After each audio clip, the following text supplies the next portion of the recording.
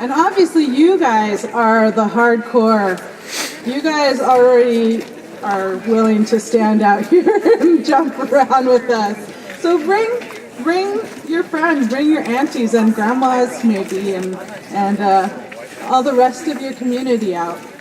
We really are building a movement here in Alaska that really needs to happen, right?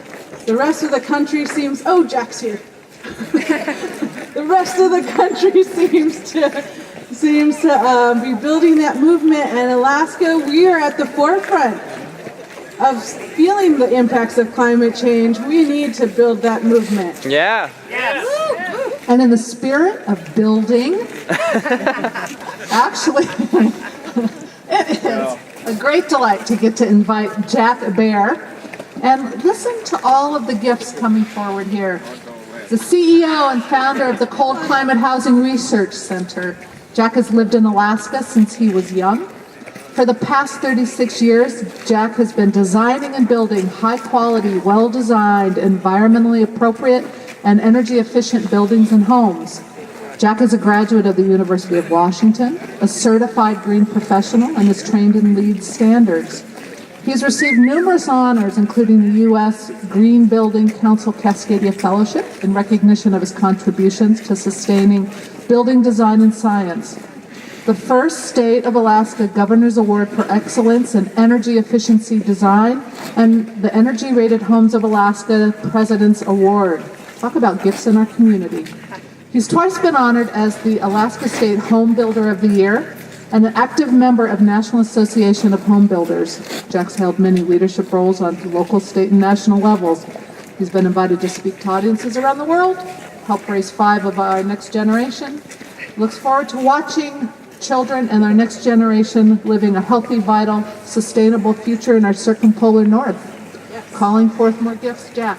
Jack, and then don't leave, because we got another great speaker, one more after Jack. Thank you, Jack. I don't know who that was they were talking about, or where that came from, but Fire Souls out there, thank you for having me. And you live long enough, there's a lot of things you've done in your life, and actually they're all really very small. But collectively, the small things that we do can really change the world. We all have our life story, or our lives story, depending on what you believe. But we're all here for this moment in this divine, beautiful earth and universe, and we find ourselves here together. And I said Fire Souls, and Mike knows all about this, but we had a friend here a few years ago from Sweden, Torbjörn Lahti, and he talked about Fire Souls. And I don't know if you're familiar with that, but you all are them. And those are folks whose hearts are leading where they're going at this moment in time. There is it's no accident that the world is full of many souls right now, dealing with this problem in this grand stage that we all find ourselves on. We can come together and change, really, the momentum of tomorrow for our grandchildren and our children and our children's children's children. We are all indigenous people. Don't forget that. We came, those of us with blue eyes and lighter skin, came late to this place, but not to this earth. Our ancestors were very close to the earth. As the people that I love in rural Alaska were stopping in this incredible place and making a culture that's endured for thousands of years, rich with history, rich with culture, rich with an understanding of the land. As they were doing that, my people were living in caves in France. So how much different really are we? And here in Alaska, we fall in love with each other. We talk about the levers and the stayers. The first people here were the stayers, and others moved on, and they stayed and said, this is good. And then the most restless blood that this earth has ever seen, that have been levers for a very, very long time, had nowhere else to go. And we're here. And it's a matter of commitment to this place, not just this beautiful crown chakra at the top of Gaia, but this beautiful land that we have to be committed to. If we don't have commitment to place, if we don't have love for each other, we won't go anywhere. So I do something really simple. I'm really a carpenter, is what I am. Bert knows that. I'm just really a carpenter at heart, in love with the tools. Water, food, shelter. Water, food, shelter. That's what it's all about. The food's way more complicated than the shelter. Shelter's just a good parky. And we had a saying years ago when it was Alapa, when it was a little bit cold, why be warm when you can be hot? So if I'm going to walk up here from the research center, I'm going to make sure I'm not cold, so if I need to camp out on the way, I'll be fine. So shelter is fairly simple. It's just something surrounding you that keeps you warm. The R value of a kachak, a caribou hide tent, is better than a 2x6 wall, a double caribou hide tent. Has no conductive surfaces. Can be heated with a seal oil lamp.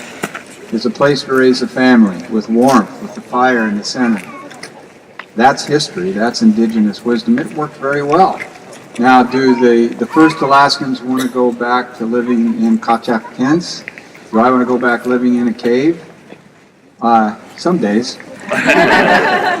And some days so do my brothers and sisters in rural Alaska. But we can move with this indigenous wisdom and 21st century technology into structures and ways of living that can meet our needs responsibly. It's true of housing, it's true of buildings. There's no reason in the world with this thing in the air up here shedding light and vitality on us all that we can't harvest that in an intelligent way to provide all of our needs for shelter, to provide all of our needs for food. We need to take care of that, and we need to take care of our water. So our little piece is housing. And we're your neighbors here. We lease land from the university. We are not part of the university. We're a private nonprofit founded by folks with tool belts, trying to find a way forward for the little piece we do. Just as each one of you and these beautiful young people and these beautiful not so young people, if we look to our hearts and to each other, we can really make a profound difference. And I believe that the North is a place where those answers will come. It'll come from that incredible combining of creativity and rootedness and a sense of place and a love of land and each other. So bless each one of you. Visit the Research Center, see what we're doing. We work in indigenous communities throughout the North with the people. First you listen. In 40 years of building homes for people, I never told them what they would live in. I asked them what their resources were, what their needs were, what their tastes were, how they lived. I asked the people that I built custom homes, including doctors that I built in the years that I was building those kinds of homes, to go camp on their land before we even started designing. See where the sun comes up. Get a sense of that place. Let it speak to you. Because it's a home. If you're going to live in a structure, if you're going to live in that shelter, it's part of who you are. And in order for it to have that essence, you have to understand really the true home that shelter is built on, and that's the land.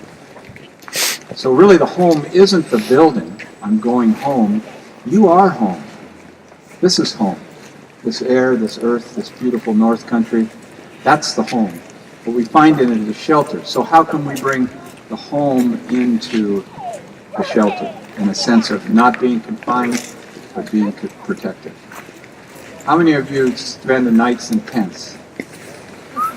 Now that's a perfect shelter. But in the winter, and we're raising families, we need more than that. So that's our job, to try to get in that direction and to listen. Listen to the people that were so successful here in their areas, in that environment. Every place is different.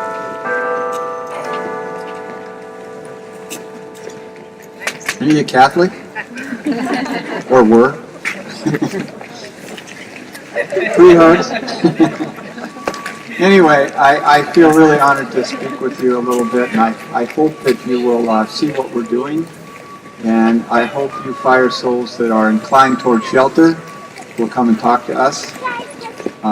But most of all, follow your inner voice and the contribution that you can make to this world so that it will be something that will continue to be as wondrous as it always has been. Thank you. Yep.